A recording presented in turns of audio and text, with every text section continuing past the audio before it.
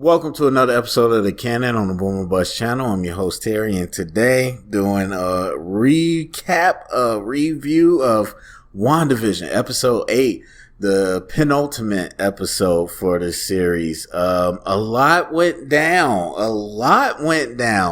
I'm going to say, first off, the thing that jumped out to me during the episode is how...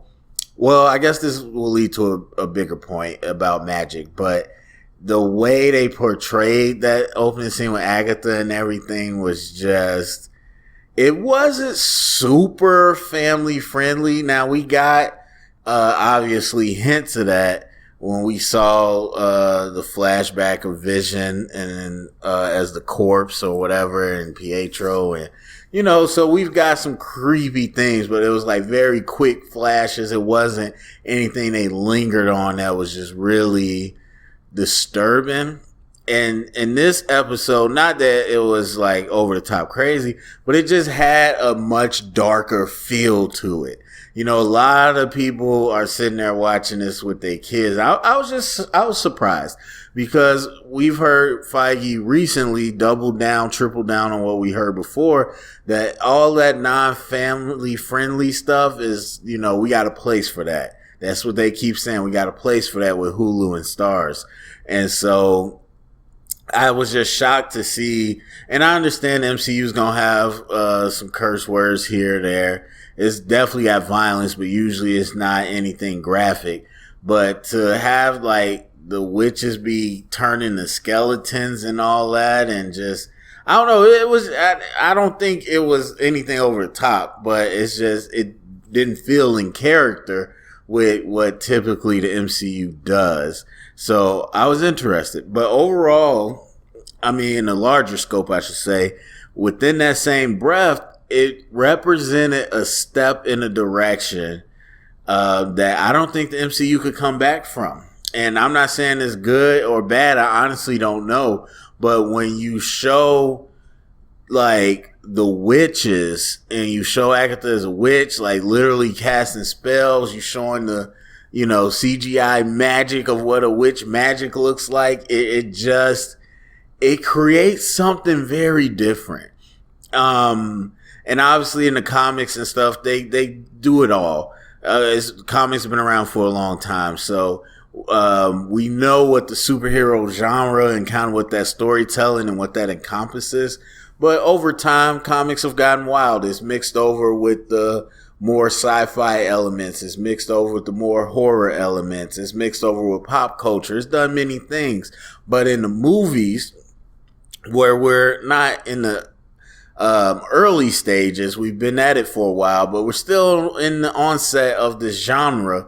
We've come to know comic books as a certain thing. Yes, DC is more mythical than grounded like the MCU, but at the same time, it still had its bubble that felt like you knew what to expect within it. Like, yeah, we can see Thor as a Norse god and talk about how your magic is just our science and gods or whatnot. And then we could see obviously a lot of the science stuff that goes on with the Avengers and, you know, even Black Panthers to an extent science. And we see Thanos as an alien. Again, aliens and different life forms vary within science. But the step over, because obviously Wanda was never the Scarlet Witch. They talked about that a lot. And so they never really went to that. Obviously, they don't have mutants. Even mutants is very in line with the idea of science. But they don't have mutants. They didn't look at her as a witch. They didn't do all that. And so we seen that throughout this whole episode or the whole season. And the whole time we seen Wanda in the MCU, she just never was that. And so when we get this opening scene, it changes the very fabric of what the MCU is to me. Like, I'm seeing magic happen on screen. I'm seeing talk of spells and stuff. And granted, let me go back. We've seen Doctor Strange with that. And I don't really even know how to explain that, but that definitely wasn't science, but it didn't feel like magic. I know he's the Sorcerer Supreme. I get it. I totally understand. But for me, it felt different than what we just saw. What we just saw felt more in terms of Harry Potter. I'm like, obviously they didn't have, wands, but I'm like, we talking about witches. Like, we talking about magic. And, that was more Harry Potter. That's making me think of Halloween Town. That's making me think of Hocus Pocus. Like, we're in a different, ghouls and goblins, like that type of area. And that's just never what the MCU was. Like, again, there's a lot of big things happening on Earth in the MCU, but then eventually we got opened up to the cosmos, and Thor is kind of a gateway to that. But we got opened up to the cosmos, and that's where we start to see bigger things from the alien world. Now we're going into a magic world, and it's different. And again, I don't know if it's good or bad, but this is a step that the MCU has not been in, or in the direction that the MCU has not been in, and one that I don't think you can come back from. I don't see how you close that, because you show not only a witch, but you're talking about Agatha, who's been around since Salem. So again, what are you saying about the existence of these type of people?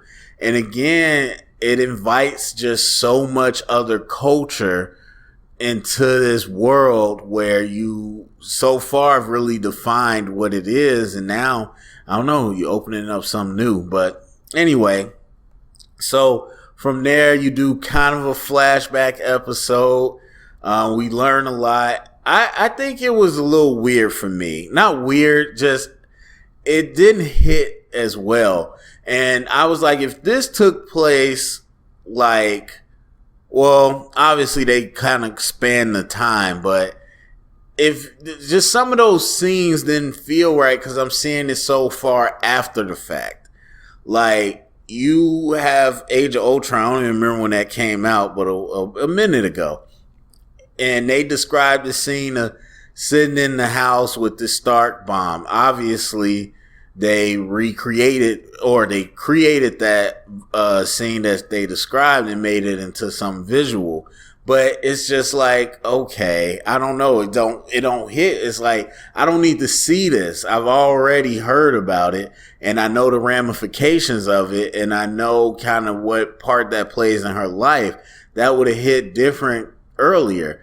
And then the same thing with them experimenting, like going back and showing how they got their powers when you just glossed over it earlier. I don't really care right now. And her and Vision, like, getting close, like, again, you glossed over that when you pop to the next movie and they were lovers. And so I don't really care. And that's part of it. People say you got to accept certain things, like they're not going to show you everything. And I agree. I accepted that. That wasn't important to dwell on, so we moved on. And now we're going back to it. I'm just like, whatever. Now, obviously, when they show what happens in, like, current times where she goes to look at the body and stuff, that made for better investment, because that's something that we're still in the middle of.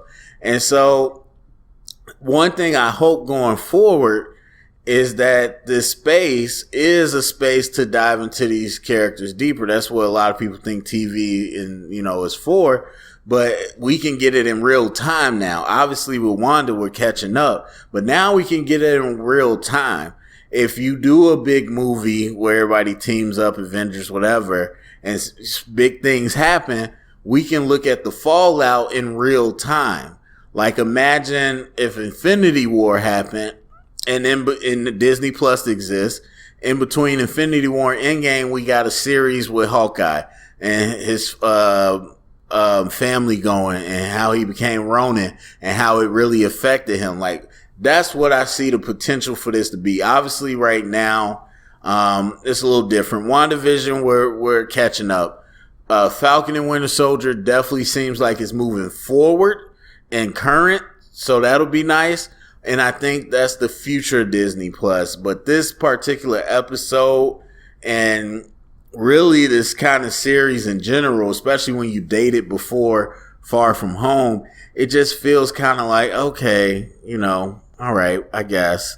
So, but we do learn some things. I mean, kind of, not. We don't really learn a whole lot. I mean, we learn that her family used to watch all these old TV shows and stuff together.